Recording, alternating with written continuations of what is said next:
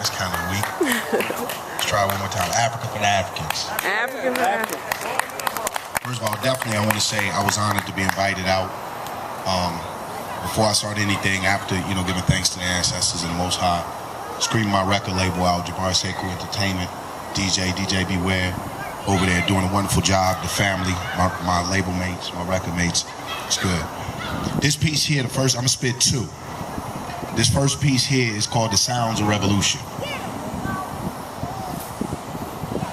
The Sounds of Revolution. The sounds of revolution. The sounds of revolution are the sounds of protest, the sounds of demonstration, the sounds of the masses who have grown tired of and are willing to change their current living situation. No longer the sounds of pointless conversation.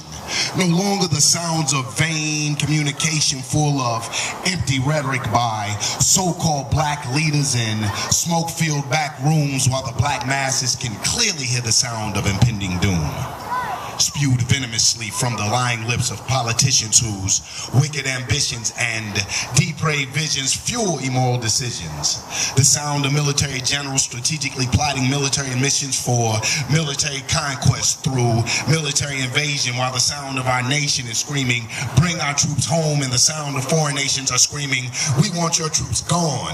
Subdued to silence by the sounds of spokesmen for imperialism on my television line, deafening me to the heart-wrenching sounds of mothers crying, the sounds of civilian men, women, and children dying, the sounds of armies marching, the sounds of armies occupying, and since he sounds like a terrorist, he simply couldn't be a man trying to fight for his freedom, which sounds like a noble fight, but since I forgot what freedom sounds like, his struggle doesn't sound quite right until the sounds of Malcolm reach me saying, by any means necessary.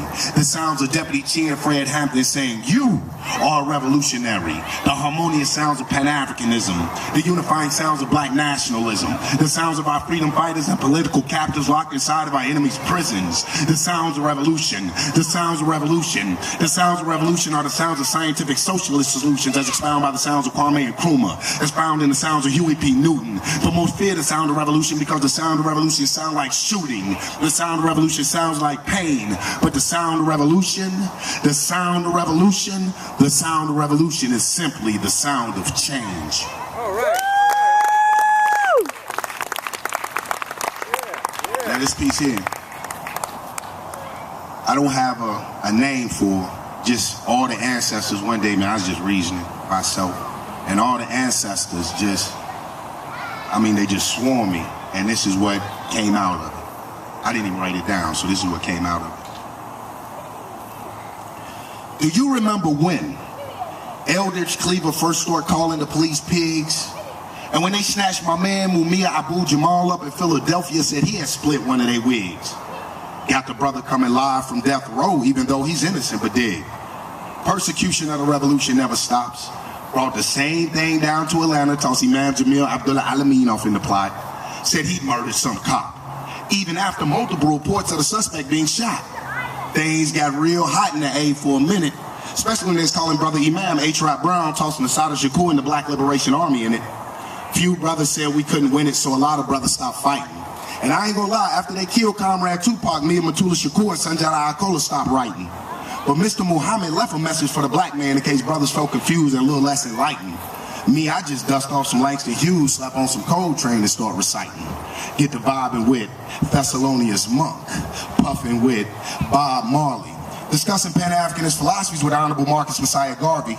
Asked about Huey P. and Bobby Hutton, said they cool, chilling, throwing a Black Panther party, cracking jokes, laughing, wondering what's really happening with Barbecue Bobby. No disrespect, Bobby Seals. And if you see my man Bunchy Carter, tell him from the bottom of my heart, I'm sorry. And apologize to John Huggins. You'd think after what happened to them on the UCLA campus, brothers would have learned about some African loving. But brothers are still bugging, like niggas are still tripping. Terminator Stanley Tukey Williams, but it's cool because niggas are still crippin'. Just not the way that OG Raymond Washington envisioned. Got my man Minister Rico, that kid they call Larry Hoover, and Jeff Fort in prison.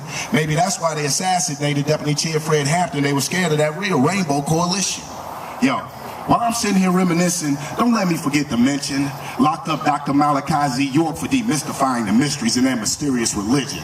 Brother was resurrecting ancient wisdoms like reconstructing the pyramids of ancient Egyptians. Got them white boys so mad they ran off on the land with their gun drawn pointed to the heads of children. Now that's ridiculous. Clarence 13X said nowadays we can't let the devil trick us, but our anti-socialist behavior plagues us like cancerous tumors, and there's no organization in our African unity. Just ask Dr. Kwame Nkrumah. Assassinate our black leaders like Patrice Lumumba, and after they kill you physically, assassinate your character like Dr. Martin Luther King and these womenizing rumors. It's a damn shame. But that's part of the damn game. I bet my man Iceberg Slim would say. Pull Donald Goins to the side, ask him how the hell did Kenyatta make his escape? He said in the righteous words of the Reverend Nat Turner, be patient and keep the faith, and follow the orders of General Toussaint L'Ouverture. Listen to the drums and wait. I guess Minister Malcolm was right. Chickens coming home to roost is something like every dog has his day. So until then, I pump my fist in the Black Power salute, say Uhuru and Ashe. All right. Thanks, I appreciate it. That's my jam, too.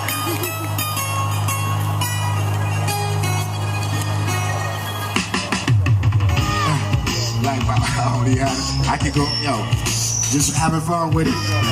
Yo, something like this, let me spit something. The masses want to know what black power would truly exist. Surely it's deeper than images of clenched black fists.